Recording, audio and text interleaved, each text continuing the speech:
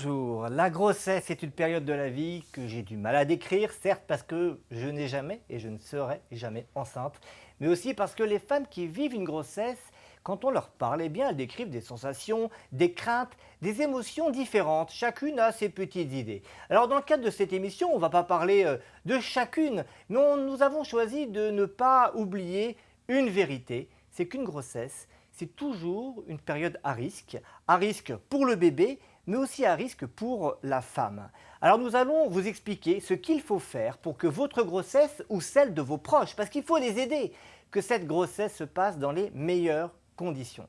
Certains conseils sont scientifiquement justifiés, mais il y a aussi des idées reçues. C'est ce que nous verrons avec le docteur Morgane Valentin, qui est obstétricienne. Bonjour Morgane. Bonjour. Également, je suis tout au long de cette émission avec Caroline Decombe. Bonjour. Bonjour. Caroline, vous êtes sage-femme, vous êtes même presque diététicienne. Dans quelques mois, vous pourrez être diététicienne et sage-femme. Donc, beaucoup de compétences pour ces femmes qui sont enceintes. Une question très claire, très simple, très directe. Quand on est enceinte, il faut être suivi par une obstétricienne au quotidien ou il faut être suivi par une sage-femme? Si on est en bonne santé, on peut être suivi par une sage-femme qui, du coup, adressera la patiente en cas de pathologie vers un obstétricien. Alors, très clair, vous donnez beaucoup de conseils pratiques, on va en voir tout à l'heure. Et on recevra également le docteur Thomas Mamou, qui est médecin du sport et qui connaît bien la question de l'activité physique pour les femmes enceintes. Et on verra avec lui si c'est possible ou pas de faire l'activité physique et sportive, même du sport, du vrai sport. Pour le moment, parlons recherche, parlons de ce que dit la science. Il y a aujourd'hui, à mon sens, 4 vérités. 4 vérités dont nous allons parler avec vous, Morgane. La première vérité, c'est l'intérêt des suppléments nutritionnels, là, les sortes de gélules, les comprimés que les femmes enceintes doivent prendre. Est-ce qu'il y a vraiment des choses à prendre? Oui. Donc il y a certaines vitamines à prendre ou certaines supplémentations à prendre. L'acide folique, par exemple, qu'on doit prendre idéalement 3 mois avant le début de la grossesse et les 3 premiers mois de la grossesse, qui participe pleinement à la formation du système nerveux et qui permet de prévenir certaines maladies comme les défauts de fermeture du tube neural. Le tube neural, c'est ce qui va donner après le système nerveux. Donc c'est Exactement. important. Vous parlez d'une prise d'acide folique 3 mois avant Idéalement, la grossesse. ouais. Ça veut dire qu'il ne faut pas attendre d'être enceinte pour prendre cette vitamine. Si on arrête sa pilule en vue d'être enceinte, c'est bien de commencer la vitamine en même temps. Donc dès que vous naissez, vous voulez être enceinte un jour, vous Ouais. commencez l'acide folique. Non, dès que vous avez un projet de grossesse, donc Ouais, tout à fait. acide folique, c'est extrêmement important. On voit ici cet acide folique qu'il faut prendre quand vous êtes enceinte et avant d'être enceinte, c'est extrêmement important. Il y a un autre complément alimentaire fondamental, c'est le fer. Tout à fait. Le faire plutôt au 3e trimestre pour éviter les anémies de fin de grossesse et éviter la fatigue. Anémie, ça veut dire on perd ses globules rouges. Exactement. Pourquoi? C'est le bébé qui les pompe? La grossesse nous pompe pas mal d'énergie et souvent, en fait, c'est un 3e secteur qui se crée. Donc, Troisième secteur, ça veut dire qu'il y a comme un... il faut imaginer que le cœur, c'est une pompe et qui pompe pour nous et pour le bébé et que le volume sanguin, il est plus important et que, pour le coup, on perd pas mal en globules rouges et ça induit des anémies qu'on peut corriger par l'alimentation et parfois par du fer en plus, en comprimé. Alors, il y a une autre vitamine qui est Ouais. importante. La science nous dit qu'il faut faire le plein de vitamine D. Oui, c'est une bonne idée aussi. C'est facile à prendre, une petite ampoule au 6e mois de grossesse. Ça permet surtout de prévenir l'ostéoporose, C'est-à-dire la perte de calcium, en Dans fait, les os. dans les os, exactement, qui sont induits progressivement par nos grossesses parce que, pareil, les petits nous pompent nos calciums pendant la grossesse. Donc, cette supplémentation est importante pour prévenir ça. Et puis, il y a un complément alimentaire supplémentaire recommandé, c'est l'iode. Aussi, tout à fait. Alors, l'iode est très utile pour le développement du cerveau fœtal.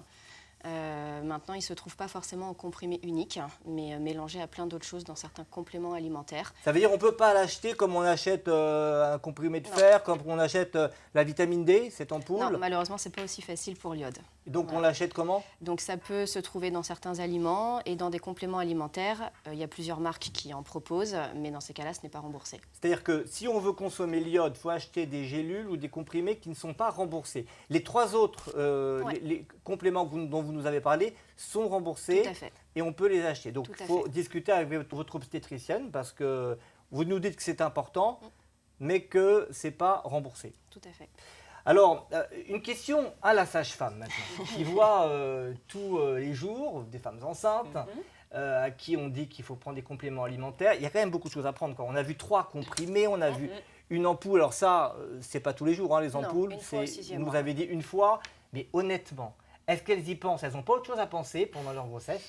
Alors, il y en a que ça rassure de prendre des médicaments, mais sinon, on va dire que l'acide folique est rarement pris en préconceptionnel. Parce que Il y a un toutes les risque grossesses- neurologique fondamental pour le bébé. Toutes les on a dit. grossesses ne sont pas forcément programmées et tous les sages-femmes, médecins, généralistes, obstétriciens ne le prescrivent pas forcément de manière systématique. Donc il y a beaucoup de femmes qui ne prennent pas en tout cas l'acide folique dans les 3 premiers mois.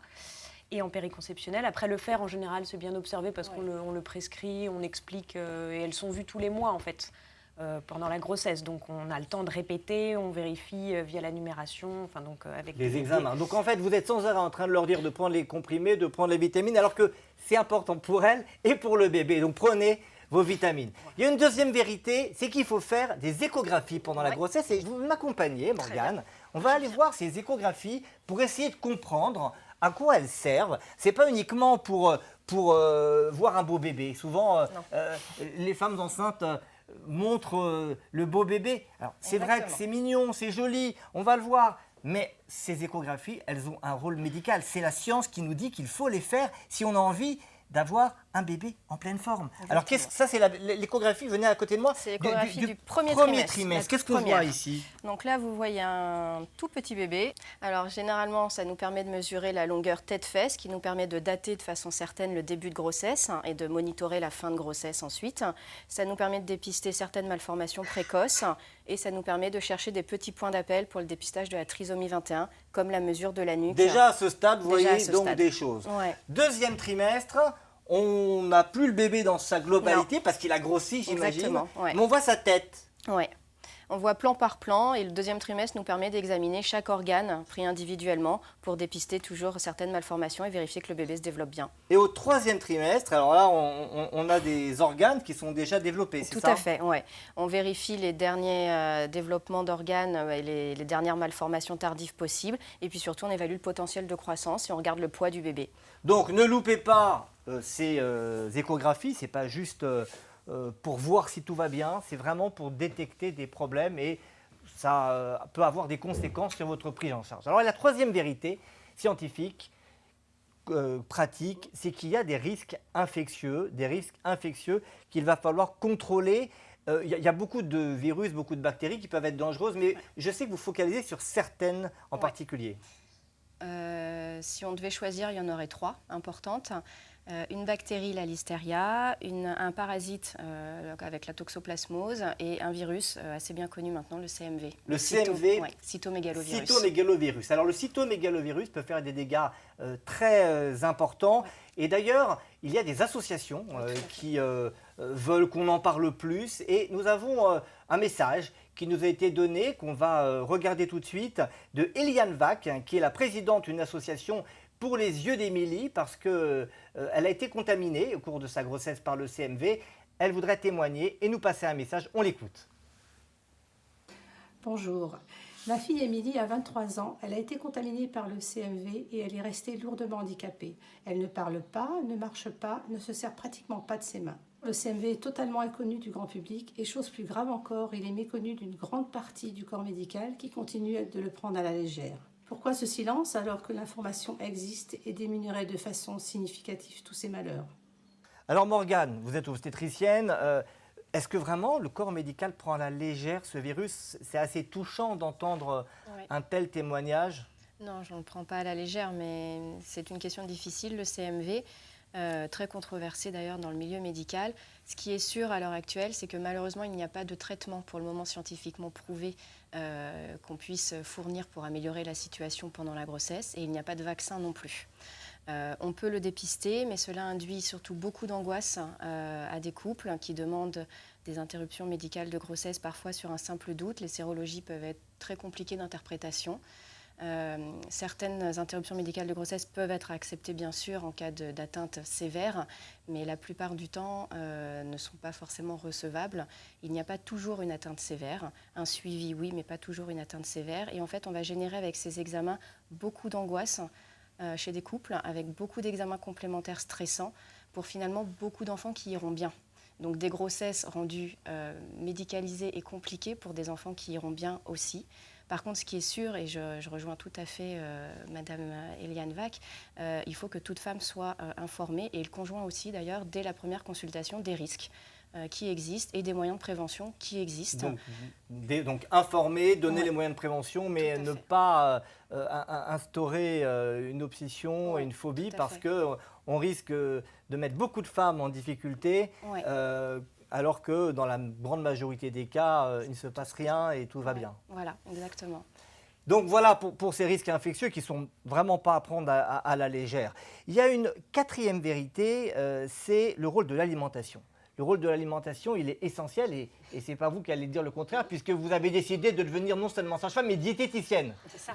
Bon, alors on en parlera tout à l'heure dans la séquence en pratique de cette émission et nous vous dirons comment il faut manger pour une grossesse au top. Mais je voudrais vous demander confirmation parce que j'ai une cinquième vérité qui m'a été donnée, qui m'a été dite en écoutant des patients. Il paraît que les brûlures de l'estomac, quand on a des brûlures de l'estomac, il paraît que ça signifie que le bébé va naître avec beaucoup de cheveux.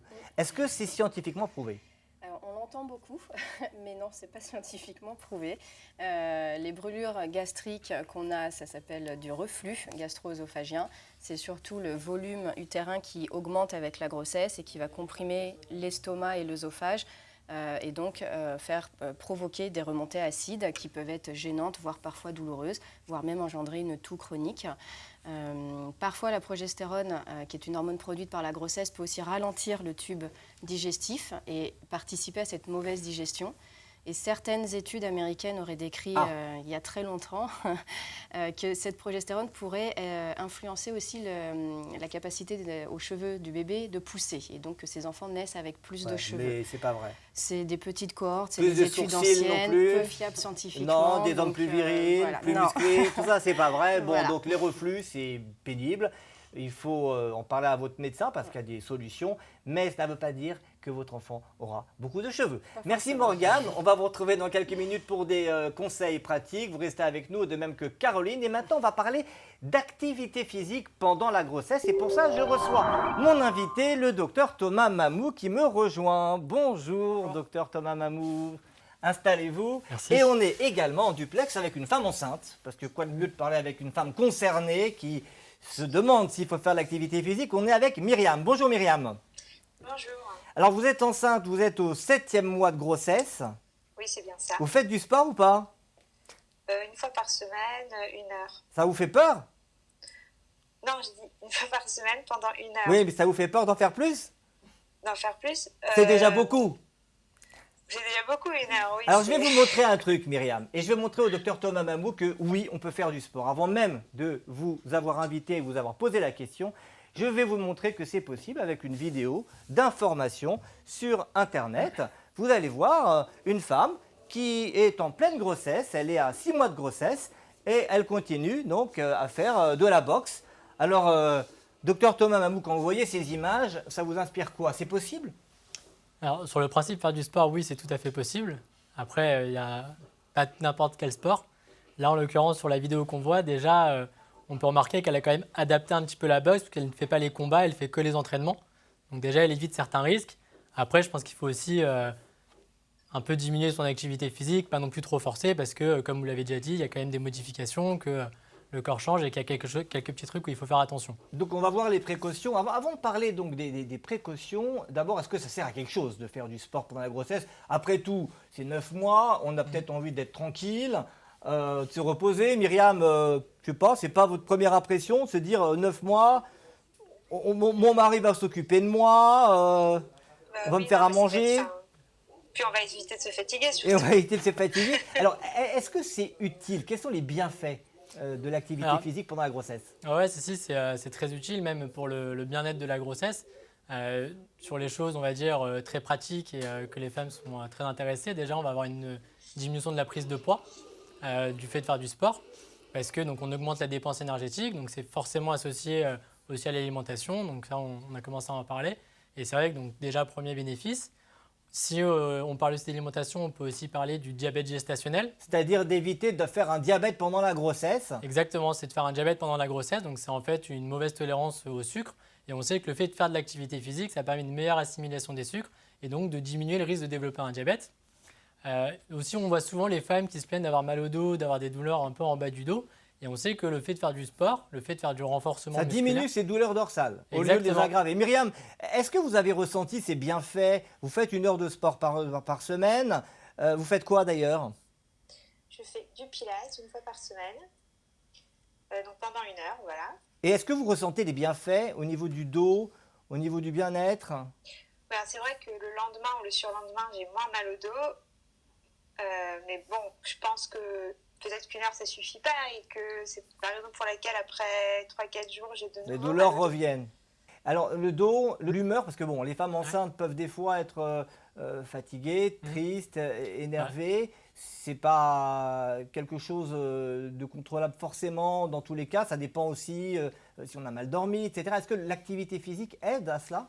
Ouais, carrément, ça aide à peu près sur tout ce que vous avez dit, puisque ça va aider notamment donc, sur le sommeil, sur la fatigue, sur l'humeur. On sait que quand on fait du sport, on a une sensation de bien-être mental. Ça participe un peu au bonheur de la vie, si je puis dire, et ça a une vraie répercussion sur l'état psychique de la personne. Donc aussi chez la femme enceinte, bien évidemment. Donc si vous voulez être de bonne humeur, mesdames, c'est pas 1 fois par semaine qu'il faut faire le sport. Il faut en faire un peu. Alors tous les jours, combien de fois par semaine, on peut dire? Alors ça va dépendre un peu de la personne avec qui on parle, parce que si c'est une personne qui n'a jamais fait de sport de sa vie, on n'aura pas les mêmes recommandations qu'une personne qui faisait déjà du sport avant. Globalement, quelqu'un qui n'a jamais fait de sport de sa vie, si elle fait déjà 2-3 fois par semaine, on est déjà très content. Après, quelqu'un qui fait du sport comme la dame qu'on a vue sur la vidéo, en gros, elles, quand elles sont très sportives, on diminue par 2 l'activité physique.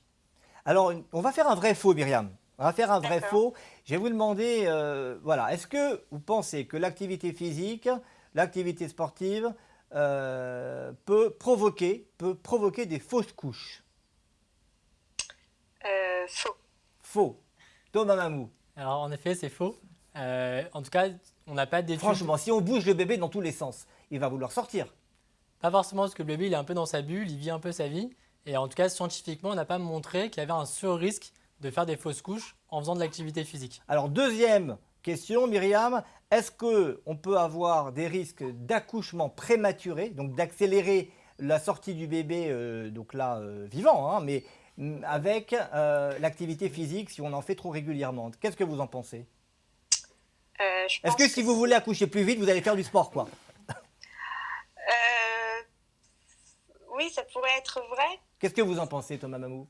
Non, en l'occurrence, c'est pas vrai non plus. Il faudra patienter, En hein? tout cas, scientifiquement, ça n'a pas été montré.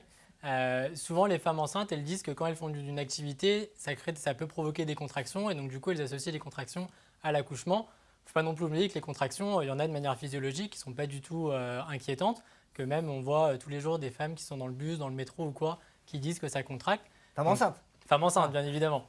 Donc, Ça contracte. Voilà. Non, femme Les enceinte. hommes aussi, ça contracte quand on fait de la musculation. C'est ça. Mais donc non, il n'y a pas de risque. Par contre, si on commence à contracter, on ne va pas poursuivre l'activité. On va arrêter l'activité. Mieux vaut ne pas faire d'activité un jour et puis reprendre le lendemain plutôt que de forcer à tout va. Donc écouter son corps pour être sûr que tout va bien, finalement. Exactement. Dernière question, Myriam, et puis après, on ne vous en mettra plus. Est-ce que vous pensez que l'activité physique, comme finalement ça pompe beaucoup d'énergie au bébé, est-ce que, enfin on peut imaginer que ça pompe beaucoup d'énergie au bébé, est-ce que ça peut provoquer des retards de croissance? C'est-à-dire que le bébé ne grandit pas suffisamment? Faux. Alors Thomas Mamou? Bah, c'est faux. Le bébé, il va pomper lui ce dont il a besoin. Souvent, quand il y a des retards de croissance, c'est soit qu'il y a des maladies qui sont associées, soit qu'il y a un défaut d'alimentation, soit qu'il y a des problèmes qui sont autres, mais ce n'est pas lié à l'activité physique en soi. Donc en clair, ce que vous nous dites, c'est que le bébé, finalement, il se porte très bien, même quand on fait de l'activité physique. Et ça, on va vous le montrer en image avec une une image de bébé à l'intérieur du ventre, dans l'utérus. Et vous allez voir qu'il a, et vous me dites si je me trompe, les experts de la grossesse, il est extrêmement protégé. Voilà le bébé dans le ventre de sa maman, dans l'utérus. Autour en bleu, c'est du liquide amniotique. Donc un liquide qui déjà va amortir tous les chocs qu'il pourrait percevoir. Et puis il y a ensuite l'utérus, la paroi de l'utérus. Et puis il y a ensuite la paroi abdominale. Donc il y a 3 couches qui permettent d'atténuer les chocs que le bébé pourrait percevoir. Et je vais vous le montrer de manière encore plus concrète. Alors on a essayé de reproduire, bon, vous en conviendrez, ce n'est pas tout à fait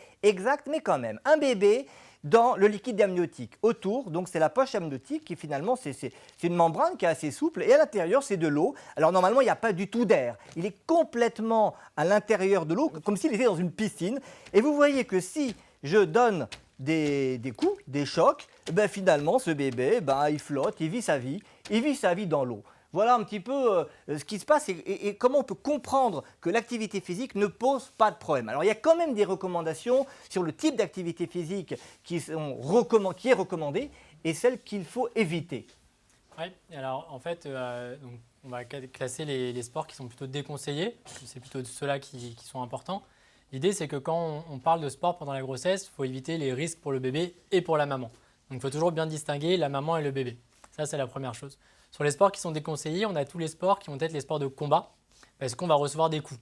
Parce que là, en effet, quand vous bougez le bébé dans son utérus et dans son liquide, il va bouger comme si on était un peu dans la piscine sous l'eau, il va flotter, il n'y aura pas de douleur. Par contre, si on reçoit un coup très violent, là, en fait, toute cette paroi qui protège le bébé, on va en fait directement taper le bébé. Et donc, du coup, on donne un coup au bébé, et là, le bébé, il ne l'apprécie pas. Donc on ne recommande pas la boxe tout à l'heure, mais disons que tout à l'heure, la boxeuse, on a vu qu'elle était quand même très attention et très bien les choses. Ouais. C'était violent, mais il n'y avait pas de coups, comme vous le disiez, à l'intérieur du ventre. Exactement. Donc tout ce qui peut entraîner des coups dans le ventre, il faut éviter. Donc finalement, les autres activités physiques, quand on court, même le tennis, c'est des choses qui sont possibles. Alors, dans l'absolu, ce n'est pas une contre-indication formelle, il faut adapter les sports. Parce que, par exemple, quand on court, justement, deuxième sport à risque, c'est-à-dire qu'on peut, alors la course en soi, on peut imaginer que le bébé va flotter. Souvent, si les patients ils courent de manière trop intense, trop rapide, trop forcé, il faut un peu le diminuer, on fait plutôt de la marche rapide. Mais par contre, il y a aussi un autre risque qui est le risque de chute, si on est sur un terrain accidenté. Et donc du coup, là, la chute, on peut tomber notamment sur le ventre, écraser le bébé. Donc finalement, c'est plus le risque de traumatisme violent et de chute que le risque des petits à-coups qu'on a quand on court ou quand on fait des gestes importants avec les bras. Exactement. Merci beaucoup Thomas Mahmoud de tous ces conseils. Je pense que les femmes enceintes apprécieront et elles n'ont plus trop de raisons de ne pas pratiquer d'activité physique. Maintenant, on va donner des conseils pratiques pour bien s'alimenter et vivre de façon la plus épanouie. Et dans la manière de vivre, il y a également la vie sexuelle dont il faudra parler. Alors en pratique, que manger pendant la grossesse? On va voir cela avec vous, Morgane et Caroline. D'abord une question simple. À la sage-femme, parce que c'est la question que toutes les femmes enceintes vous posent, j'en suis sûr. Combien il faut manger? Est-ce que je dois manger double? Non, j'ai un bébé. 2 fois mieux. 2 fois mieux, mais pas pour 2. C'est la petite phrase qu'on a l'habitude. Donc ne pas augmenter les apports alimentaires. Non. Et ça, scientifiquement, c'est l'équivalent d'un yaourt nature par jour en plus. Donc, ça, c'est pas beaucoup. C'est-à-dire que si je veux me resservir de lasagne, c'est pas une bonne idée. Pas une bonne idée. Donc, on doit manger de la même manière qu'on mangeait avant la grossesse, et très légèrement, c'est-à-dire l'équivalent de 60 calories. Exactement. Alors, on va parler maintenant de qualité des aliments. Vous allez venir avec moi. On va s'approcher de ces aliments. Et est-ce qu'il y a d'abord des choses à éviter? Morgane, mettez-vous à mes côtés et vous allez nous montrer ça. Eh bien, les viandes et les poissons crus et non cuits sont à éviter, tout à fait, ainsi que les fromages à base de lait cru ou à pâte non cuite, qui sont à risque, comme c'est indiqué, notamment de l'hystériose. L'hystéria, c'est donc la bactérie qu'on craint. Exactement. Et on entend souvent qu'il faut nettoyer son réfrigérateur régulièrement, c'est pour la même raison? Aussi, après, c'est plus dans le conditionnement et dans le respect de la chaîne du froid. Donc, dans le conditionnement, chaîne du froid, et puis tout ce qui est artisanal qui peut être contaminé. Artisanal, foie gras artisanal, tarama, effectivement, rillettes, pâté. Bon, en gros, si vous aimez le salé, c'est un peu difficile. Il y a 9 mois pendant lesquels vous allez aimer le sucré. pas forcément trop non plus. Alors, on va pouvoir manger des fruits, Oui. des légumes. Tout à fait. Est-ce qu'il y a des limites quand on mange des fruits et des légumes? Il y a plein de vitamines dans les fruits et légumes. Il y a des antioxydants, si on prend tous ces fruits et légumes de toutes les couleurs, il y a plein de choses. Est-ce qu'il y a des limites? Est-ce qu'il faut dire aux femmes enceintes qu'elles peuvent en manger à volonté, vu l'intérêt de ces fruits et légumes? Morgane. Oui, sachant que je dirais que nos fruits sont parfois nos faux amis et contiennent du sucre et qu'il faut savoir les choisir, notamment quand on fait du diabète. Alors concrètement, une femme qui vient vous voir en disant je bois des smoothies, je bois du jus d'orange frais quand il fait chaud, qu'est-ce que vous lui dites? Ben, attention, c'est de l'eau et du sucre majoritairement. Donc en général, on aime bien parler du citron pressé qui du coup aromatise un peu l'eau et il n'y a pas de calories. Et ça fait... Donc les mêmes recommandations que pour la population générale. Exactement. Ouais. 5 fruits et légumes par jour. Et attention aux excès de fruits et légumes. On pense que c'est bon pour son organisme et pour le bébé, mais en réalité, c'est comme chez une personne qui n'est pas enceinte, trop de sucre et donc des risques de prise de poids et potentiellement de pathologie. Alors la salade, il y a une idée que les femmes enceintes doivent peut-être pas manger du crudité, de salade. Est-ce que c'est une idée reçue? Alors, les crudités, c'est très bon pour la santé. Par contre, quand on n'est pas immunisé pour la toxoplasmose, il faut savoir bien laver ses fruits, ses légumes et sa salade. Donc pour les femmes enceintes qui n'ont pas été contaminées par le toxoplasme, hein, c'est ça? Exactement, ouais. Donc ça, on le sait parce qu'on fait une prise de sang Tous les mois, tous les mois. régulièrement, une seule. Si on est immunisé, on vous laisse tranquille. Si malheureusement on n'a jamais été en contact avec la maladie, on réitère la prise de sang une fois par mois, tous les mois, jusqu'à l'accouchement. Donc en clair, une alimentation normale, habituelle, équilibrée, sauf que vous n'avez pas le droit à tout ce qui est salé, artisanal, fromage, tarama, charcuterie et viande peu cuite. Et une recommandation spécifique pour les personnes qui ne sont pas immunisées donc contre la toxoplasmose. Exactement. Merci beaucoup donc pour ces conseils. Je voudrais qu'on termine avec une idée comme ça que les femmes enceintes se posent. Parfois, elles disent je ne peux pas avoir de rapport sexuel, mon mari me dit que c'est dangereux. Qu'est-ce que vous leur répondez à cela?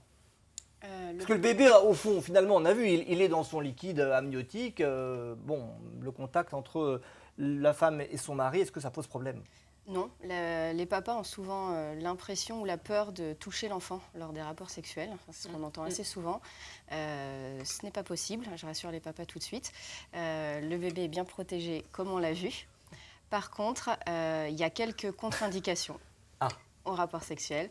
Par exemple, lorsqu'on est en menace d'accouchement prématuré, que notre col s'est ouvert ou qu'on a rompu la poche des os trop tôt ou qu'on a des problèmes d'insertion du placenta, là, effectivement, il peut être recommandé de ne pas avoir de rapport. Mais sinon, si toute la grossesse se passe bien, tout dépend de sa libido et de son désir, je dirais, et du couple. Mais chacun fait ce qu'il veut. Pour terminer, merci. Est-ce qu'il y a des questions que les femmes posent, des questions farfelues? On imagine là une question logique, mais une femme enceinte peut avoir plein de questions. Il y a tellement de choses qui se passent pendant une grossesse. Oui. C'est pour ça qu'il faut vraiment que les femmes n'hésitent pas à nous poser même des questions qui peuvent leur paraître ridicules, entre guillemets. Un exemple, l'autre jour, une maman me ramenait son échographie et il y avait marqué qu'il y avait un excès de liquide. Et donc, cette maman avait peur que son bébé ayant trop de liquide se noie dans son ventre. Alors, voilà, donc ça peut nous faire sourire, mais attention, ça nous fait sourire parce que effectivement c'est un peu farfelu, mais c'est important de le préciser, c'est ça ce que vous voulez nous dire, c'est que les questions farfelues doivent être écoutées, on doit y répondre, et quand vous êtes face à un professionnel de santé, il prend très au sérieux vos questions. Donc n'hésitez pas à poser vos questions. Il n'y a pas de questions bêtes. Et parfois, une question qui peut paraître anodine, ça peut révéler une vraie angoisse, une vraie inquiétude. Et vous êtes là, vous, obstétricienne et sage-femme, pour répondre à ces inquiétudes. Exactement. Merci beaucoup Morgane d'avoir été avec nous. Merci Caroline Decombe également. Je vous remercie de votre attention. Beaucoup d'informations complémentaires, vous les retrouverez sur notre page Facebook. Je vous remercie de votre attention et je vous dis à très bientôt. Au revoir.